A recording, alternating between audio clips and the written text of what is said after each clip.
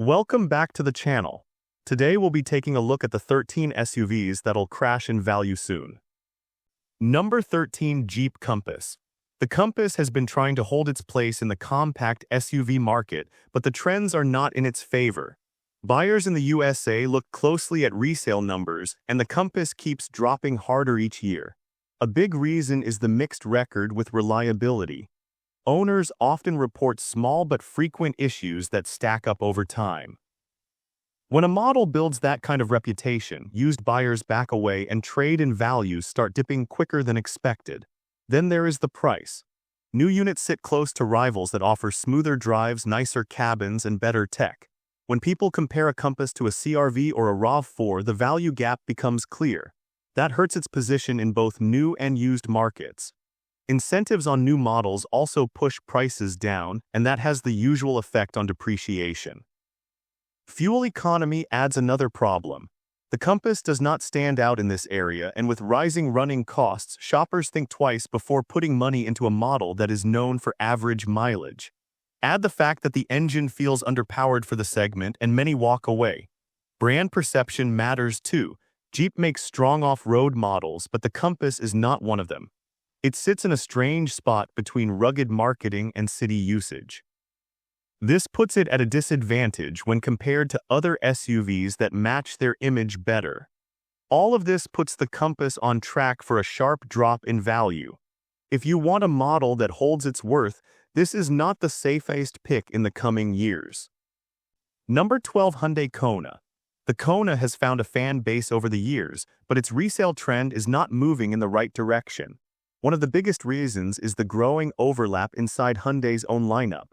When a brand offers several compact crossovers at similar prices, the older ones lose attention fast. The Kona is starting to feel squeezed by newer and better-equipped models from the same showroom floor. Engine concerns from earlier years still affect its image. Even if newer models improved, buyers in the used market stay cautious when a name carries a history of engine trouble. That hesitation lowers demand, which pushes values down. The Kona is not bad to drive, but it does not have anything special that makes it stand out long-term. Interior space is another weak spot. The cabin feels tight and families often skip it for something roomier. This limits the used audience. Electric versions also complicate things. EV tech changes so quickly that older units lose value even faster than gas models. When a single nameplate carries both, the overall used market can take a hit. Buyers compare range, charge speed, and battery health, and older Kona EVs fall behind. Hyundai pushes strong deals on new units as well. This is great for first owners but terrible for resale. When new prices stay low due to promotions, used prices drop with them. The Kona is still a reasonable daily driver, but if you want an SUV that protects your money over time, this one sits on shaky ground. Number 11, Ford Explorer. The Explorer has been a long-time favorite, but the last few years have been rough for its resale value. The most common complaints point to reliability. Many owners report issues with the transmission, electrical features, or the infotainment system. These problems, even if solved, leave a record online, and that record works against used demand. The Explorer also shares a problem with other large SUVs. Running costs keep rising, especially fuel. With so many families looking to save on day-to-day expenses, a thirstier SUV drops in appeal and resale value. Rivals have moved ahead with smoother powertrains and better efficiency, and that gap shows up quickly in used pricing. Interior quality has been another talking point. At its price, buyers expect more comfort and better materials. When shoppers move from a Highlander or Palisade to an Explorer, they often feel the difference. A model that feels dated loses strength in the used market faster than one with a fresh cabin. Ford also offers a wide range of trims, and this sounds like a benefit at first. In reality, it leads to big price fluctuations. Some trims drop far harder than others, and that inconsistency confuses used shoppers. When the market cannot agree on value, prices slide. Fleet sales add extra pressure. Many Explorers end up in rental fleets. When those units return to the used market in bulk, supply spikes and resale values drop even faster. The Explorer still has strong road presence and space, But if you are concerned about losing money over time, it stands out as a risky choice in the current market. Number 10. Nissan Rogue. The Rogue has been a high-volume seller for years, but that same popularity now works against its resale value. When a model floods the used market, supply rises faster than demand. Buyers have many options, which pushes sellers to lower prices to stay competitive. This is one of the main reasons the Rogue depreciates quicker than expected. Performance is another weak point. While the Rogue is comfortable, it is not exciting to drive. The engine feels flat, and the CVT transmission has been a long-standing concern. Even newer units that show improvement still carry the shadow of older issues. Used buyers hesitate, and that hurts resale numbers. Interior quality depends heavily on the trim.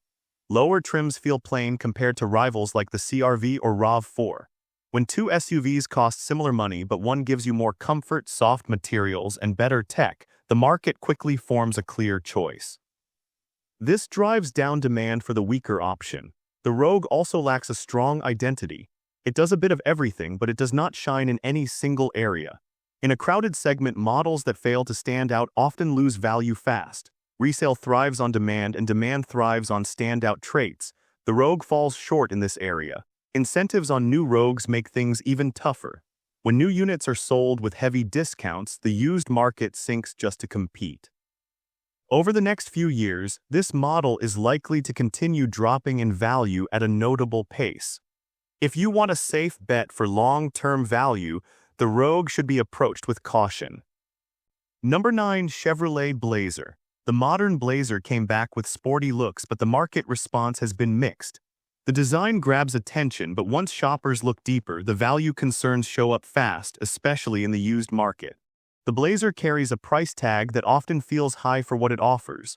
When you compare features, cabin quality, and real-world performance to rivals, it struggles to justify its cost. This hurts resale right away. Buyers know they can get more for the same money from other brands. As a result, used Blazer prices slide to match what people actually feel it is worth rather than what Chevrolet priced it at. Reliability reports sit in the middle, not terrible, not great. But in a market where Honda, Toyota, and even Mazda offer strong dependability reputations, a model that feels only average becomes a risky buy for many. That pushes down demand, which pushes down value. The Blazer also faces a segment identity problem. It carries a sporty look, but the drive does not match the vibe. This mismatch leaves buyers unsure about who the SUV is really made for. When a model lacks a clear target, used demand weakens. Fuel economy is another concern. It is not awful, but it is not class-leading either. In a time when shoppers care more about running costs, this becomes a reason to skip it. On top of that, Chevrolet pushes discounts often, and this pulls down the new price. Used prices follow, sometimes steeply. Over the next few years, the Blazer is expected to drop in value faster than most rivals. Number 8. Jeep Grand Cherokee. The Grand Cherokee used to be one of the safest value holders in the SUV world, but recent years changed that trend. The newer generations brought higher pricing, more tech, and new engines, but they also brought more complaints about reliability. When a model has repeated reports about electronics, suspension parts, or early wear issues, used buyers step back. Another problem is complexity. As tech grows, repair costs rise. Buyers looking at used models worry about expensive fixes. When upkeep feels costly, resale dips. Rivals offer smoother long-term ownership with fewer worries, and that comparison hurts the Grand Cherokee. Jeep's frequent trim changes and wide pricing range also cause confusion in the used market. Some trims lose value faster than others, and the spread in features creates pricing uncertainty. When the market is unsure about typical resale numbers, depreciation speeds up. Fleet and lease returns bring more units into the used market every year. When supply jumps, prices fall. This is exactly what has been happening with the Grand Cherokee. It is still a capable and comfortable SUV, but based on current trends, its value is expected to slide more than before. For buyers focused on long-term worth, this model is not the strongest choice. Number 7. Mitsubishi Outlander Sport. The Outlander Sport has been around for a long time without major updates, and that alone hurts resale. In a segment full of fresh designs, this SUV feels much older than most of its rivals. Buyers can sense when a model is outdated, and that leads to lower demand in the used market. Performance is another weak area. The engine is fine for calm driving, but it does not keep up with competitors that offer smoother and stronger powertrains. The CVT also brings mixed feedback, and people often choose a more refined option instead. That choice gap hits resale hard. Interior quality also needs improvement. The cabin feels simple, and the tech setup lags behind what you get in other SUVs at similar prices. When buyers compare side by side, the Outlander Sport usually loses the value argument. This reduces demand, which pushes down its used pricing even more. Safety features, while present, feel less advanced than those found in current rivals.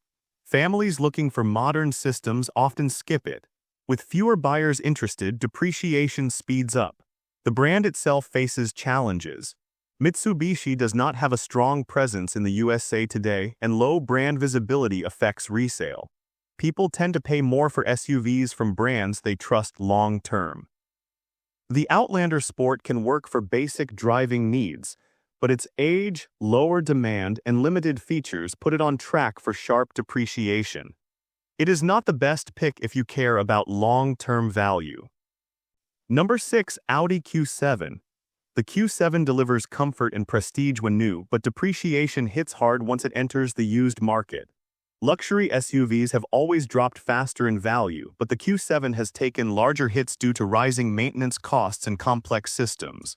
When buyers think about long-term ownership, the fear of expensive repairs pushes demand down. Audi models also depend heavily on electronics. As they age, the chance of failures increases. Even small issues can lead to high repair bills.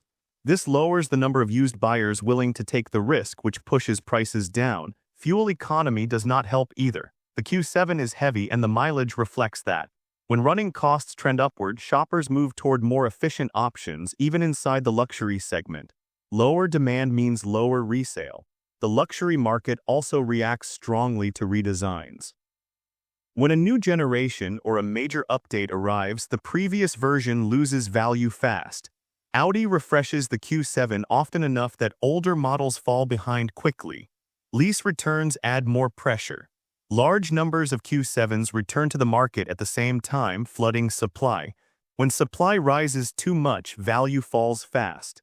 This cycle repeats every few years. The Q7 is still a classy SUV with a strong drive, but if you care about future value, this one lands on the risky side. Its depreciation curve in the coming years is expected to remain steep. Number 5. Land Rover Discovery. The Discovery has strong appeal when new because of its comfort and presence, but depreciation has always been a challenge for Land Rover models. The main reason is reliability. The brand carries a long record of expensive repairs, and that history pushes many used buyers away. As models age, the cost of upkeep grows. Parts, sensors, electronics, and suspension components can be pricey. Even routine fixes cost more than what most SUV owners are used to paying. This makes the used market cautious, and cautious buyers lead to lower prices. Fuel usage adds to the concerns.